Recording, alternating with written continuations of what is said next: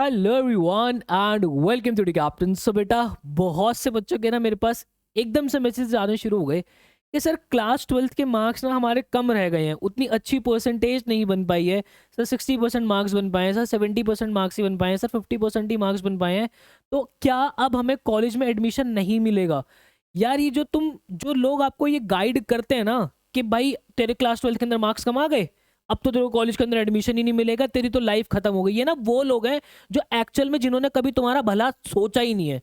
जो मुंह पे दिखाएंगे कि मैं तेरी बहुत परवाह करता हूं, पर कभी तुम्हारी परवाह करेंगे नहीं, पीठ पीछे बहुत खुश हो रहे होंगे। और ऐसे लोगों के लिए ना मेरे मन में वो एक डायलॉग सुना है बस तुमने आपने, कि कौन है ये लोग, कहां से आते हैं लोग, इन्हें खुद तो कुछ पता है नहीं, खुद के घर के अंदर तो बुरा हाल मचा हुआ है, पर दूसरों की जिंदगी के अंदर दखल अंदाजी देने क्यों, उसका मेंटल पीस खराब कर दो। भाई ऐसे ना सांप लोगों से, ये सांप ही होते लिटरली, ये बस मौका देख के डस रहे होते हैं। ऐसे लोगों से ना अपने कन्ने काट के रखा करो, ऐसे लोगों से जरा दूर रहा करो।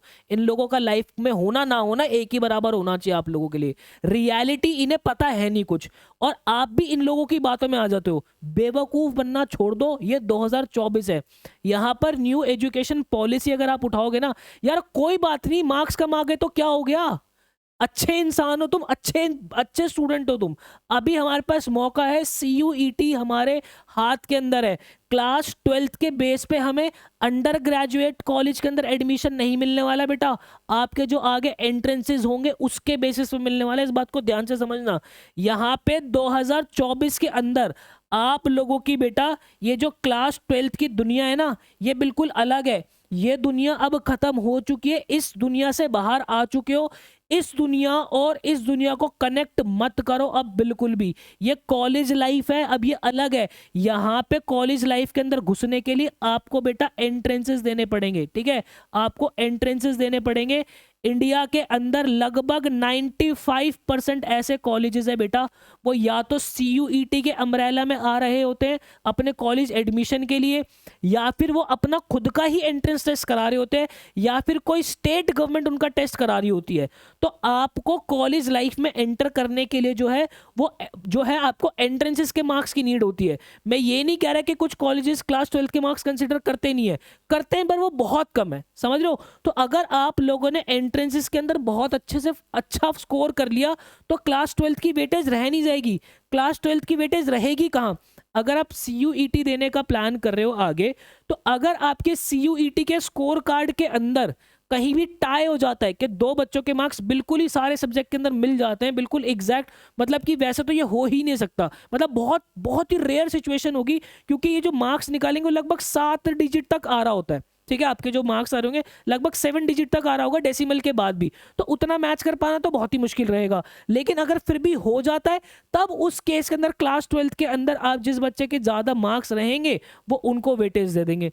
तो इस ये टेंशन लेके अपने आगे के दिन खराब मत करो, ये चिंताएं लेके आगे के अपने जो ये अभी जो मेन एग्जाम होने वाले हैं इसको बर्बाद मत करो।